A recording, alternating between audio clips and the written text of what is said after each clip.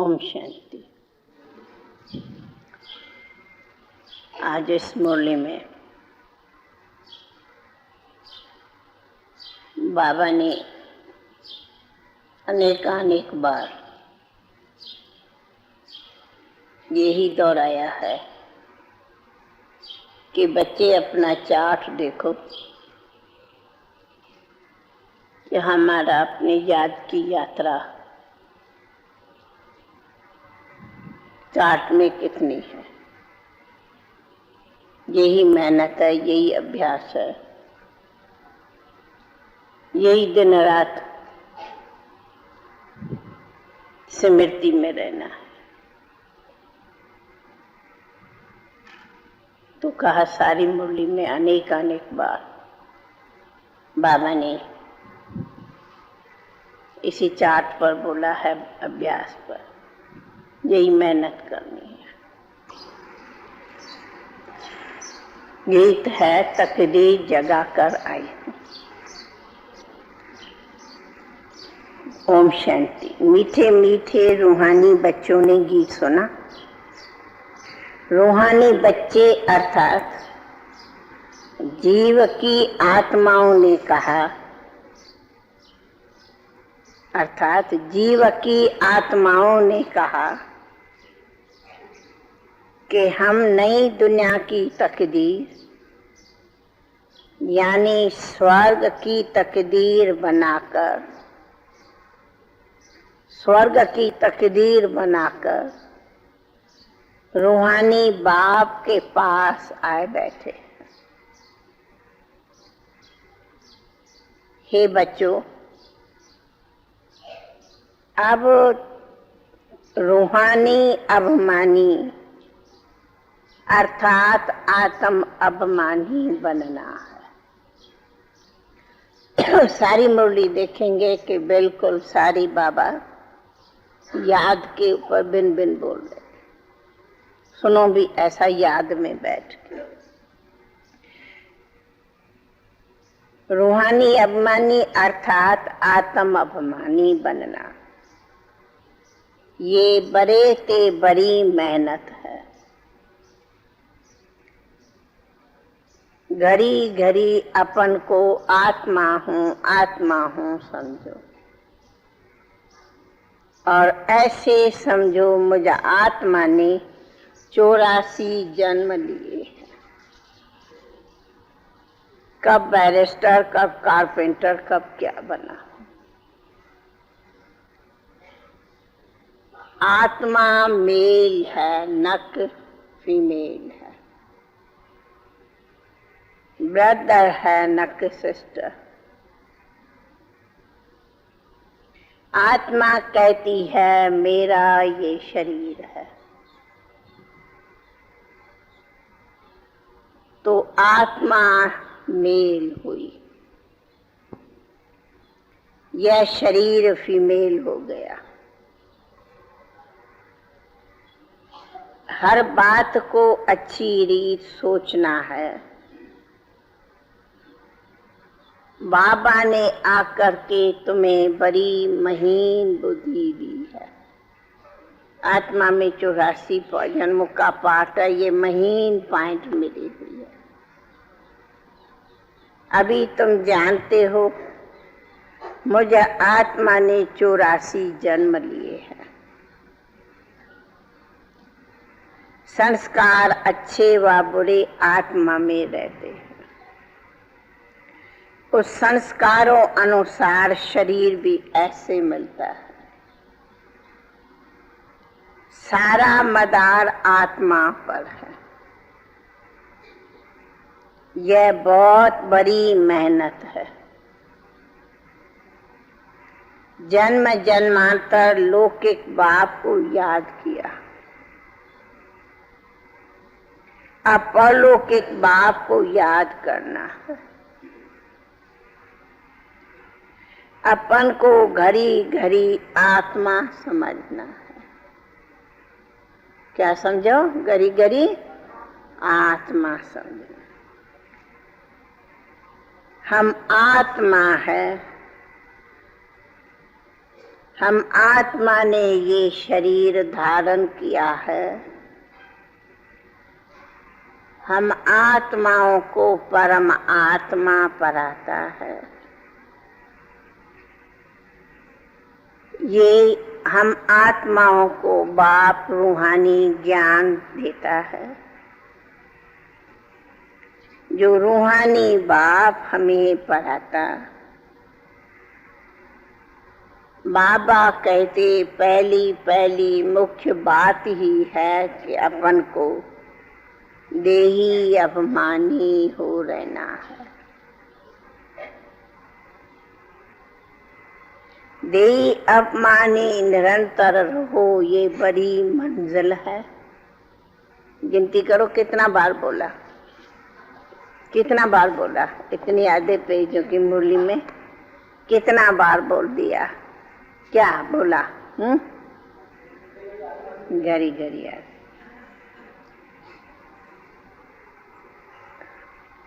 यह बड़ी ऊंची मंजिल है। ज्ञान ऊंची मंजिल नहीं है। ज्ञान में मेहनत नहीं है। सृष्टि चक्र को जानना कोई मेहनत नहीं है। यह हिस्ट्री ज्योग्राफी है जो ऊंचे से ऊंचा बाप पर आता। फिर सूक्ष्म वतन में देवताएं कोई हिस्ट्री ज्योग्राफी नहीं जानते। मूल वतन सूक्ष्म वतन में ये ज्ञान भी नहीं रहता। मूल वतन तो शांति धाम, मूल वतन तो है ही शांति धाम। सतयुग है ही सुख धाम, कलयुग है दुख धाम। यहाँ रावण राज में किसको शांति मिल नहीं सकती। अभी तुम बच्चों को ज्ञान मिला है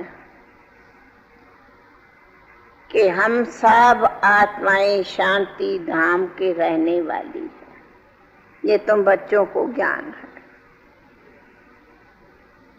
यहाँ आए ऑर्गन्स लिया है कर्म करने के लिए। अब तुम ऑर्गन से आत्मा कर्म करानी चाहो तो करो, न कराने चाहो तो नहीं कराओ। कर्मेंद्रियों से कर्म कराओ या न कराओ, तुम्हारी मर्जी।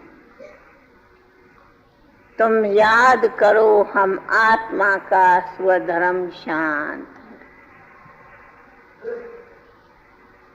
हम कर्म योगी हैं। कर्म भले करो, कर्म तो करना होगा। तुम कोई कर्म सन्यासी नहीं हो। ये भी इन कर्म सन्यासियों का पाठ है। घर बार छोड़ जाना ये भी पाठ है। खाना नहीं पकाते, गृहस्थियों से भिक्षा मांग खाते, घर बार छोड़कर कर्म तो फिर भी करते हैं। कर्म संन्यास तो हो नहीं सकता। भोजन खाना भी तो कर्म है। कर्म संन्यास ही है ये तो कहना झूठ है, राइट नहीं। कर्म संन्यास बिल्कुल कर्मेंद्रियों से कोई कर्म ही न हो, वो तो होता है जब आत्मा को परम धाम में है। तो कर्म इंद्रिया ही नहीं है जो कर्म करे। तो इसको कहा ही जाता कर्म क्षेत्र है। इस कर्म क्षेत्र पर पाठ बजाने सबको आना पड़ता है। वो तो है मूल वतन शांति धाम। तुम मूल वतन में जाएंगी, क्या वहां लीन हो जाएंगी? मूल वतन में जाके आत्मा लीन हो जाएंगी? हाँ, मूल वतन में जाके आत्मा लीन होगी? आत्मा लीन हो जाएंगी ज्योति में? नहीं। मूल वतन में जाकर के कोई ब्रह्म में तुम आत्मा लीन नहीं होनी है। तुम आत्माएं वहां शांति धाम की रहने वाली हो। फिर यहाँ कर्म क्षेत्र पर पाठ बजाने आती हो। यह है डिटेल की बातें। नटशेल में तो कहते अपन को आत्मा निश्चय करो और बाप को याद करो। भाई सारूप में क्या कहा? सारूप में क्या बाबा कहता? क्या करो? अपने को आत्मा समझो और बाप को याद करो। बाप के वर्षे को याद करो बस। बाकी डिटेल है कहीं हिस्ट्री ज्योग्राफी। तो अपन को आत्मा निश्चय कर बाप को याद करो तो विक्रम विनाश हो जाए। उनको ही भारत का प्राचीन योग कहा जाता है। वास्तव में इनको योग भी नहीं कहो, मुझे जाते याद कहो। सहज अक्षर है, याद कहो। याद है, याद है, याद है। परंतु बाबा कहते इस याद में ही मेहनत है। योगी बहुत कम बनते, ज्ञानी जल्दी बन जाते, पर योगी बड़े कम बनते। योग की सबको पहली पहली शिक्षा देके पक्का कराओ। हाँ, क्या बनेंगे बच्चियां? योगी बनेंगे ना, पर ज्ञानी भी बनना। ज्ञानी योगी दोनों बनना। पहले योग का ज्ञान सबको समझाओ, फिर आगे ज्ञान दियो। कि पहले पहले बाप को जाने, बाप को याद करें। हम शिव बाबा के बच्चे हैं। बाप कहते हैं बच्चे देही अभिमानी भव। इसको कहते हैं याद की यात्रा। इसको कहते हैं याद की यात्रा। ज्ञान की यात्रा नहीं कहेंगे। आज बाबा घड़ी घड़ी ज्ञान तो सहज है, ज्ञान की यात्रा नहीं। ज्ञान सब बोलेंगे, ये याद की यात्रा है। कहा इसमें बहुत मेहनत करनी पड़ती। कोई तो सारा दिन रात जरा भी याद भी नहीं करते। करना सारा दिन याद है और करते जरा भी याद नहीं करते। बल ब्रह्मा कुमारी कुमार कहलाते, परंतु बाप को याद नहीं करते सारे दिन में। भाई ऐसे हैं, बाप को याद करते हैं ना सभी। सभी बाबा को याद करते हैं ना, या सारे दिन में याद नहीं करते। बाबा कहते कई ऐसे हैं जो ज्ञान सुना सकते, पर याद में सारे दिन में बिल्कुल नहीं रहते। भाई ऐसे है, याद करते सभी। अभी तो तपस्या वर्ष है ना, सभी याद करते ना। हाँ, तो बाबा कहते कोई भी ऐसे भी है जो बिल्कुल नहीं याद करते। ऐसा नहीं चाट रखना।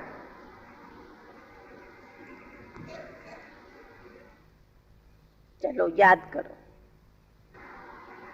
पान चल रही थी। भल ब्रह्मा कुमार कुमारी कहलाते, फिर भी याद में नहीं रहते। बाप आकर ब्रह्मा द्वारा तुम बच्चों को देही अभिमानी बनाते हैं। यह अब तुम देह अभिमानी थे, अभी देही अभिमानी बनने का पुरुषार्थ करो। ब्रह्मा कोई भगवान नहीं, यहाँ सब मनुष्य मात्र पतित है। पावन श्रेष्ठाचारी एक भी नहीं। आत्मा के लिए ही कहा जाता है आत्मा, पतित आत्मा, पुण्य आत्मा। मनुष्य भी कहते मेरी आत्मा को तंग नहीं करो, दुख न दो, परंतु समझते नहीं मुझे कहने वाली आत्मा कौन है। शरीर के भान में ही रहते। आत्मा ही गाई जाती, पूजी जाएंगी। पूछा जाएगा, हे जीवा की आत्मा तुम क्या धंधा करती हो।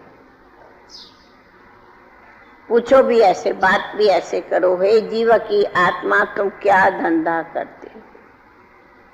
कहेंगे मैं आत्मा इस शरीर द्वारा फलाना की फलाना धंधा करते हूँ। तो पहले पहले पक्का पक्का निश्चय कराओ, मैं आत्मा हूँ, आत्मा हूँ। सुना सभी ने? सभी आत्मा हो, सुन रहे हो? पीछे वाले सब सुन रहे हैं? हाँ, सभी सुन रहे हो? हाँ। तो पहले पहले आत्मा निश्चय कर बाप को याद करो। यह रूहानी नॉलेज स्वयं बाप के कोई दे न सके। बाप आया ही है तुम्हें क्या बनाने? क्या बनाने? देही अभिमानी बनाने। ऐसे नहीं कि कोई ज्ञान में कोई तीखे जाते तो वह पक्के देही अभिमानी बने। कोई ज्ञान में बहुत तीखे गए तो वो कोई देही अभिमानी बने नहीं। बाकी तो बहुत है जो बाबा कहते, देही अभिमानी जो है वो ज्ञान को भी अच्छी रीत धारण करता। बाकी बहुत है जो ज्ञान को अच्छी रीत समझते, बड़ा अच्छा समझाते, परंतु याद बिल्कुल नहीं। ज्ञान बड़ा अच्छा सुनाते परंतु याद बिल्कुल नहीं। कब बाबा कहेंगे कोई को प्रदर्शनी समझाई तो याद में ही तो समझाई कि तू आत्मा हो, परंतु उसे बाबा याद हो, वर्षा याद हो, वो भूल जाते। तो सुन रहे हो? सभी टीचर्स भी सुन रहे हो? इसीलिए बाबा घड़ी घड़ी कह रहा है अपने को आत्मा समझो, आत्मा समझो। बाप को याद करना, इसके लिए बाबा ने तुम्हें कहानी भी सुनाई है। कौन सी कहानी? कौन सी कहानी? जिन्न की कहानी। इसीलिए बाबा ने तुम्हें जिन्न की कहानी भी सुनाई है। सुनिए ना जिन्न की कहानी कि जिन्न मुआफिक बनो।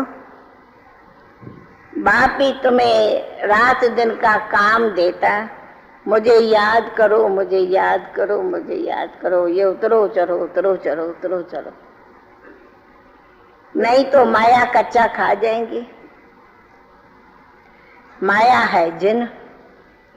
जितना बाप को याद करेंगे उतना विक्रम विनाश होंगे और तुमको बहुत कशिश होंगी। माया उल्टा बनाकर तुमको तूफान में लाएंगी। बुद्धि में यही याद रहे हम आत्मा है, हम बाप के बच्चे हैं, बस इसी खुशी में सदा रहना है। कौन सी? इसी खुशी में। देह अभिमान में आने से माया चपाट लगाएंगी। हाथम ताई का खेल भी दिखाते हैं। मुरला डालने से गुम हो जाते।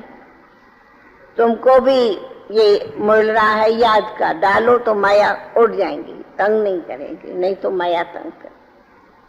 अगर बाप में याद रहेंगे तो माया तंग नहीं करेंगे। बल इस परी युद्ध चलती, पुरुषार्थ करो याद करे, फिर भी माया ऐसा नाक से पकड़ती जो याद भुला देती, याद नहीं करने देती। फिर तुम तंग हो जाते हो, फिर सुस्त हो जाते हो, सो जाते हो। माया याद नहीं करने देंगी, तंग होंगे तो सुस्त हो जाएंगे।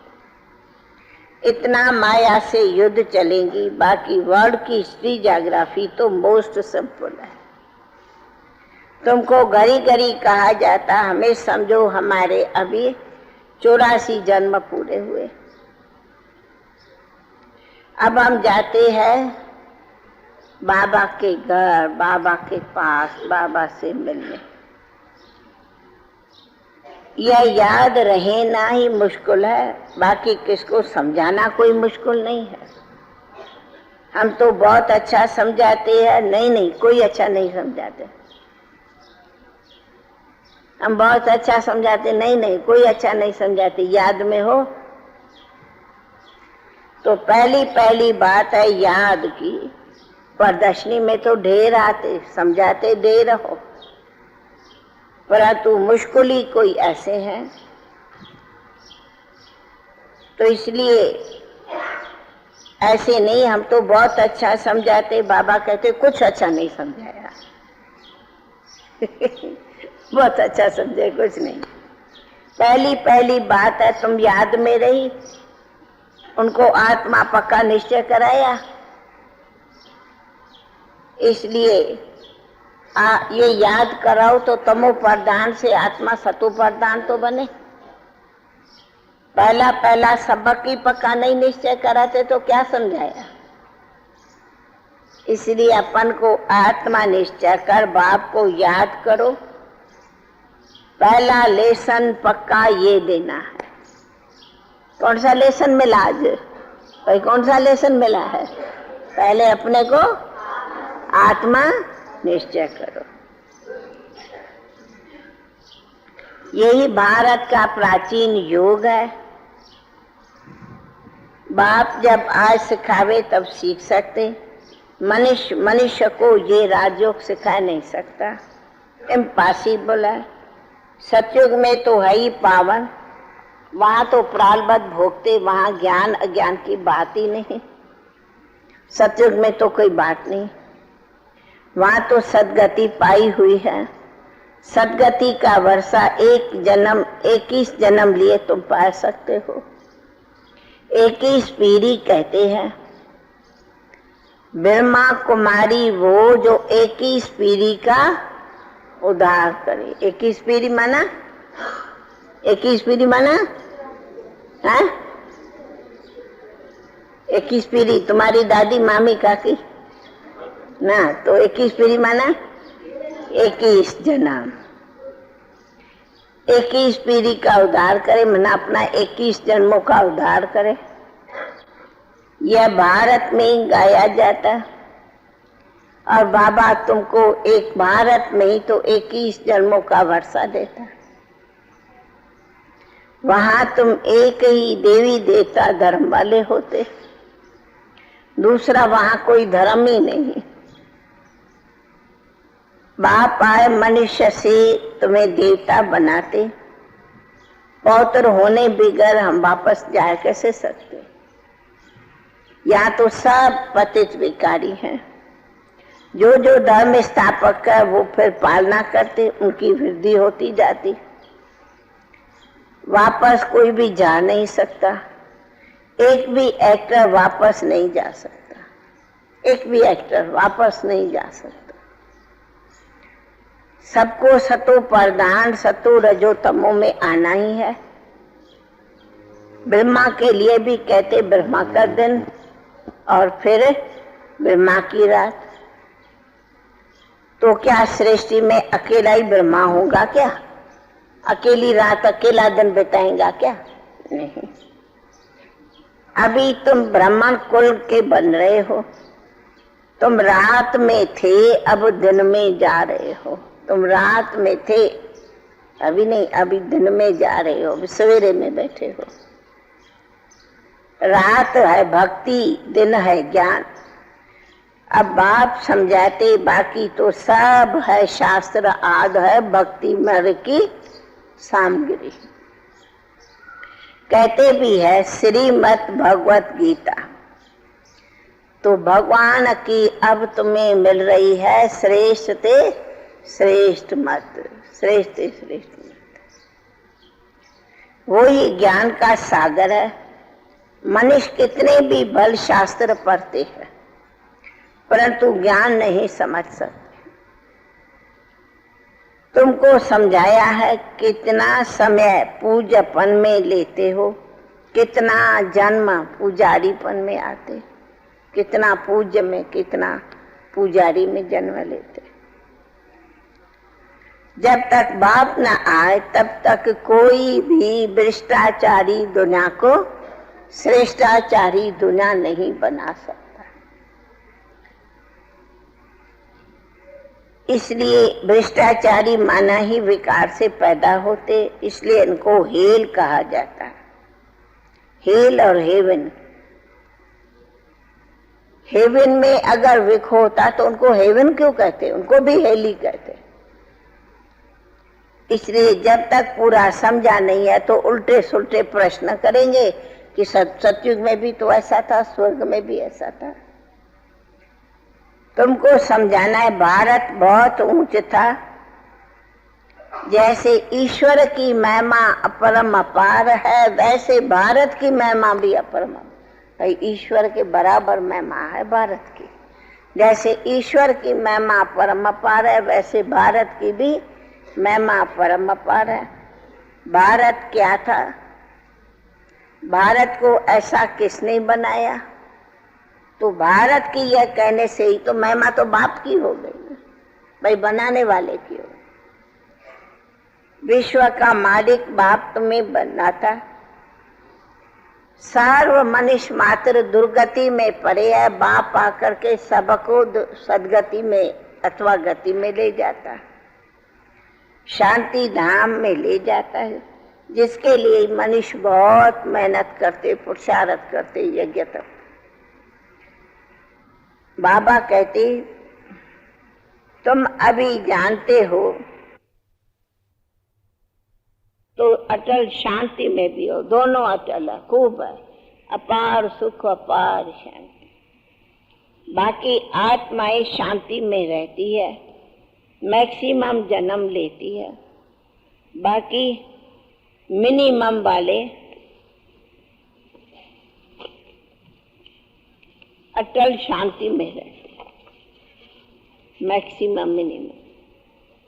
अब जास्ती वहां रहेंगे ना, वहां तो जास्ती रहेंगे, यहाँ तो थोड़े आएंगे ना, तो मिनिमम यहाँ आएंगे ना, मैक्सिमम वहां जाएंगे ना लिखने में। वो जैसे मच्छरों सदृश आए और आधा जन्म एक जन्म लिया, पाठ बजाया, फिर भाग जाएंगे ऊपर, बस बाकी थोड़े ही तो आएंगे। तो इसलिए मच्छरों की क्या वैल्यू हुई, रात को जन्मे रात को ही मरे, दोनों की क्या वैल्यू है। इस समय बहुत करके शांति चाहते, क्योंकि इस समय के गुरु लोग हैं सब शांति चाहते। क्योंकि सभी शांति क्यों चाहते, गुरु लोग आज सब शांति क्यों चाहते? क्योंकि बाबा कहते हैं बहुत टाइम शांति में रहे हैं ना, तो अभी भी सब निर्वाण धाम शांति शांति सब मांगो। सब मच्छर है, सारे मच्छर है, शांति धाम में रहने वाले सारे मच्छर है। हाँ? बाबा के आने के बाद पता नहीं कितने करोड़ आत्माएं नीचे उतरी, जास्ती उतरे हैं। तुम यहाँ आए हो स्वर्गवासी बनने लिए, स्वर्गवासी को शांतिवासी नहीं कहेंगे, स्वर्गवासी कोई शांति धाम वासी नहीं है, शांतिवासी तो निराकारी दुनिया को कहते हैं। मुक्ति अक्षर गुरुओं से सीखे, बाबा तो शांति धाम कहते हैं। माताएं बड़े व्रत नियम रखते वैकुंठपुरी में जाने लिए, कोई मरता तो भी कहते स्वर्गवासी हुआ, कोई हुआ तो नहीं, लेकिन भारतवासी हेवन को बहुत मानते हैं, समझते हैं भारत पैराडाइज था। शिव बाबा भारत में आज स्वर्ग की रचना करते हैं तो जरूर यहाँ ही रचेंगे ना, स्वर्ग में तो नहीं रचेंगे ना। कहते हैं मैं आता ही हूँ स्वर्ग और नरक के संगम पर, कलब कलब कलब के संगम पर आते उन्होंने फिर युगे युगे लिख दिया। कलब का अक्षर भूल गए, जो कुछ सुनाते सब झूठ। यहाँ तो कहते ठिकर भीतर में ही है, मनुष्य से भी जास्ती परमात्मा को डिफेम किया कि तू ठिकर में हो कि भीतर में हो कि फलाना हो कि, ये बाबा को बहुत, बाबा कहते ये भी खेल बना हुआ है, फिर वो ही रिपीट होगा। इस अंतिम जन्म में भी तुम जानते हो, बाप को भी सृष्टि चक्र को भी तुम जानते हो, कैसे स्थापना होती नंबरवार। सो अब बाप तुम समझाते। यह सारा खेल भारत के ऊपर ही बना हुआ है, हाँ? हार और जीत का खेल। अभी तुम बाप द्वारा राजयोग सीख रहे हो, बाप के याद से ही तुम राज पद पाते हो। चित्र भी खरे है ना, यह सब चित्र किसने बनाए? ये सब चित्र किसने बनाए? क्या इनका कोई गुरु था जिसने बैठ बनवाया? कोई इनका ब्रह्मा का कोई गुरु था जिसने बनवाया? नहीं। अगर गुरु होता भी तो गुरु एक थोड़ी शिष्य कोई सब बनाता, दूसरे भी शिष्य होते, एक शिष्य हुआ क्या? यह नॉलेज सिवाय एक बाप के कोई गुरु वगैरह नहीं दे सकते, देती नहीं या दे भी नहीं सकते। बहुत लोग पूछते ये चित्र तुम्हारे दादा ने बनवाए है, इसमें दादा को बिठाया है? चित्र तुम्हारे दादा ने बनाया है, बिठाया भी दादा को है। तुम कहो कि नहीं, दादा ने नहीं बनवाया है। ये चित्र तो दिव्य दृष्टि से साक्षात्कार बाबा ने कराया, बनवाया है, दादा ने नहीं बनवाया। जाती थी ना ध्यान। वैकुंठ का भी बाबा ने ही साक्षात्कार कराया। वहाँ कैसे स्कूल चलते, वहाँ गुरुकुल, वहाँ की क्या भाषा होती, कैसे पढ़ते राजकुमार, वो सब साक्षात्कार किया। वो बराबर आ जाती थी ध्यान में ये भाषा। बच्चियां जब भट्ठी में थी तो बाबा बच्चों को बहलाते थे कराची में। कराची में सिर्फ तुम ही अलग रहे पड़े थे, वैसे तुम्हारा गांव ही अपना अलग था, अपनी राजाई अलग थी, अपने मकान अलग थे, अपने राजाई थे, कोई किसी का लेना नहीं, कोई देना नहीं, कोई आना नहीं। यहाँ तो सारा दिन आते जाते करते, वहाँ तो न आना न जाना न कोई कुछ नहीं, अपनी राजाई, अपनी शांति, अपना राज, अपना मौज थी, अपनी लात अपनी बात ही, दूसरा कोई लात बात ही नहीं थी, कोई नहीं, कुछ भी नहीं। वे लोग भी समझते थे ये खुदा परस्त है जो शांत में रहते। बाबा ने समझाया है तुम हो none but one, none but one, one को याद करने, स्वयं एक बाप के और कोई याद नहीं करना। वो नन्स क्राइस्ट को जानते, बाप को नहीं जानते। तुम बाप को जानते, बाप को ही, उनके सिवाय कोई नहीं। कोई बच्चे को याद करते, बच्चे से वर्षा मिल नहीं सकता। तुमको भी बाबा कहते तुम्हें ब्रह्मा को नहीं याद करना है, ब्रह्मा याद करेंगे तो वर्षा नहीं मिलेगा, तो ब्रह्मा बिना भी कोई वर्षा मिलेगा क्या? वर्षा एक शिव बाबा से मिलता, इसलिए बच्चे बाबा कहते तुम्हें कोई ब्रह्मा के फोटो भी रखने की दरकार नहीं, वो भी तुम्हें याद आएगा। तो त्रिमूर्ति में क्यों दिया है? इसलिए बाबा ऐसे तो मना नहीं करते, पर बाबा फिर कहते मना नहीं करते, परंतु फिर भी बाबा कहते तुम्हें तो उस शिव बाबा को याद करना है। बाप कहते मैं इनके बहुत जन्मों के भी अंत में आए प्रवेश करता हूँ। तो प्रजा पिता ब्रह्मा तो जरूर चाहिए ना, सही चाहिए, जरूर चाहिए। अच्छा, मीठे मीठे सिकी लदे बच्चों पेट याद प्यार और गुड मॉर्निंग। रूहानी बाप की रूहानी बच्चों को नमस्ते, रूहानी बच्चों की रूहानी बाप को नमस्ते नमस्ते। ओम शांति, ओम शांति बोलो, ओम। अच्छा सुनो सोनती, ज्ञान को अच्छी रीत गधारण कर देही अभिमानी बनना है, यही मेहनत है, यही ऊंची मंजिल है। इस मेहनत से ही तुम आत्मा सतो प्रधान बनते। दूसरा, याद की यात्रा में जिन बनो, जिन मुआफिक बनो। माया कितना भी विघुन डाले लेकिन मुख में मुहलरा हो, माया से तंग नहीं हो। एक याद में ही रहो तो तूफान आते भी हट जाएंगे, मिट जाएंगे, तंग नहीं होना। सुना? याद याद याद।